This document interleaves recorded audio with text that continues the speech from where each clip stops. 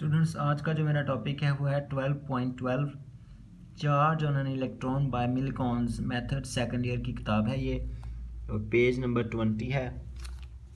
तो स्टूडेंट्स, इस मेथड में हम चार्ज फाइंड आउट करेंगे इलेक्ट्रॉन के ऊपर, और जो है मैस भी उसका फाइंड आउट किया जा सकता है। इसमें हम वो मेथड डिस्कस करेंगे कि किस तरह से हम चार्ज इलेक्ट्रॉन के ऊपर जो है उसको मेजर कर सकते हैं। स्टूडेंट्स, इसमें जो डायग्राम दी गई है सबसे पहले उसको अंडरस्टैंड करते हैं। इस साइड पे ये सोर्स एल है जहाँ से लाइट गिराई जाएगी। ये कोई बल्ब भी हो सकता है या किसी किस्म का भी लाइट सोर्स है। इसके आगे ये ग्लास का लेंस है, और फिर ये विंडो है। ये एक शीशे का कंटेनर भी हो सकता है, ये जो मोटी सी दीवारें हैं। और ये उसमें से एक विंडो W1 है जहाँ से लाइट सोर्स से निकलेगी और इस ग्लास में से, लेंस में से गुजरेगी, और फिर वो इस विंडो में से गुजरती हुई आगे निकल जाएगी। उसके बाद स्टूडेंट्स, P और P डैश ये दो प्लेट्स हैं। एक के ऊपर पॉजिटिव चार्ज है तो दूसरी पे नेगेटिव चार्ज है। इन दोनों प्लेट्स के दरमियान देख सकते हैं आप डिस्टेंस D है। उसके बाद स्टूडेंट्स, ये विंडो W2 है, और ये ऊपर आप एक छोटा सा ये ऑटोमाइज़र देख रहे हैं। इसका काम क्या है? ये स्प्रे करता है। स्प्रे किस तरह से करता है मैं आपको इसका एक छोटी सी एग्जांपल बताता हूँ। जैसा कि स्टूडेंट्स, ये आप देख रहे हैं मेरे पास एक स्प्रे करने वाला एक छोटा सा, तो उसमें से स्प्रे कैसे करेगा? आप उसको प्रेस करेंगे तो उसमें से स्प्रे निकलता है, जैसा कि ये इस तरह। स्टूडेंट्स, इस एटॉमाइज़र के अंदर से स्प्रे निकलेगा। तो स्प्रे क्या किया जाता है? आमतौर पे इसमें से ऑयल के ड्रॉपलेट्स निकाले जाते हैं। तो वो ये जो ऑयल के ड्रॉपलेट्स हैं वो गुजरते हैं और आहिस्ता आहिस्ता नीचे आते हैं। ऊपर वाली जो प्लेट है, पॉजिटिव प्लेट है जो, उसमें एक छोटा सा होल H है, और उसके पीछे जो है वो माइक्रोस्कोप लगी हुई है। ये जो ड्रॉपलेट्स हैं जब ऑटोमाइज़र की नोज़ल से निकलते हैं तो फ्रिक्शन की वजह से उनके ऊपर चार्ज आ जाता है। तो वो जो ड्रॉपलेट्स हैं आहिस्ता आहिस्ता नीचे आते हैं, तो इस होल में से गुजरने के बाद इधर आ जाते हैं। उसके बाद हम क्या करते हैं? पॉजिटिव और नेगेटिव प्लेट की वजह से इसके ऊपर पोटेंशियल अप्लाई कर देते हैं।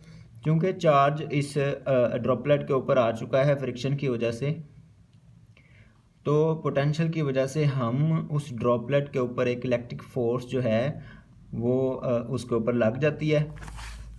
और चूंकि ड्रॉपलेट जो है उसके ऊपर ग्रेविटेशनल फोर्स डाउनवर्ड लग रही है, और हम जो पॉजिटिव और नेगेटिव प्लेट की एडजस्टमेंट इस तरह से करते हैं कि उसके ऊपर जो इलेक्ट्रिक फोर्स है वो ऊपर की तरफ लगे। इलेक्ट्रिक फोर्स जो है वो उन दोनों पॉजिटिव और नेगेटिव प्लेट्स के दरमियान डिफरेंस ऑफ पोटेंशियल की वजह से उसके ऊपर लग रही होती है। तो आपने पोटेंशियल को इस तरह से एडजस्ट करना है, फोर्स, इलेक्ट्रिक फोर्स को इस तरह से चेंज करना है कि ग्रेविटेशनल फोर्स जो कि उस ड्रॉपलेट के वेट की, मैस की वजह से नीचे की तरफ, वेट की वजह से नीचे की तरफ लग रही है, आपने वोल्टेज को इस तरह से, पोटेंशियल को इस तरह से एडजस्ट करना है कि इलेक्ट्रिक फोर्स जो है वो उसके इक्वल हो जाए, लेकिन ऑपोजिट इन डायरेक्शन हो जाए। तो ये जो ऑयल ड्रॉपलेट है ना ये नीचे जाएगा ना ये ऊपर जाएगा, बल्कि इस पॉइंट पे ये सस्पेंड हो जाएगा, जिसको हम फिर क्या है, ये लाइट उधर से आ रही है, इसके ऊपर पड़ेगी और फिर माइक्रोस्कोप की मदद से हम उसको देख पाएंगे। तो स्टूडेंट्स, जब आपने पोटेंशियल जो है एडजस्ट कर लिया है, इलेक्ट्रिक फोर्स अपवर्ड लग रही है, ग्रेविटेशनल फोर्स वेट की वजह से डाउनवर्ड लग रही है, और पार्टिकल सस्पेंड हो चुका है, माइक्रोस्कोप में नज़र आ रहा है, लाइट पड़ रही है, तो उस वक्त क्या करेंगे? हम कहेंगे कि इलेक्ट्रिक फोर्स जो है वो ग्रेविटेशनल फोर्स के इक्वल है। तो इलेक्ट्रिक फोर्स तो आपको पता है QE के इक्वल होती है, और ग्रेविटेशनल फोर्स तो mg के इक्वल होती है। उसके बाद हमें ये भी पता है, हमने ड्राइव किया हुआ है कि जी E is equal to V/D। तो हम फिर क्या करेंगे? E की जगह VD पुट कर देंगे इस इक्वेशन में, तो आ जाएगा QV/D।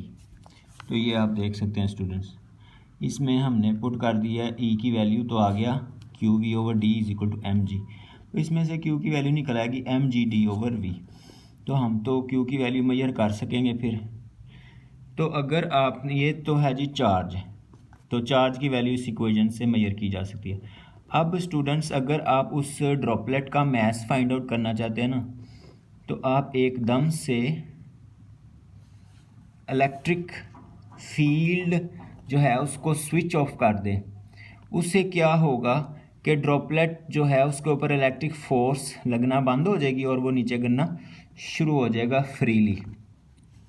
उसके ऊपर ग्रेविटेशनल फोर्स एक्ट करना शुरू कर देगी डाउनवर्ड डायरेक्शन में, और वो बड़ी जल्दी ही जो है टर्मिनल वेलोसिटी अटेन कर लेगा ड्यू टू ड्रैग फोर्स।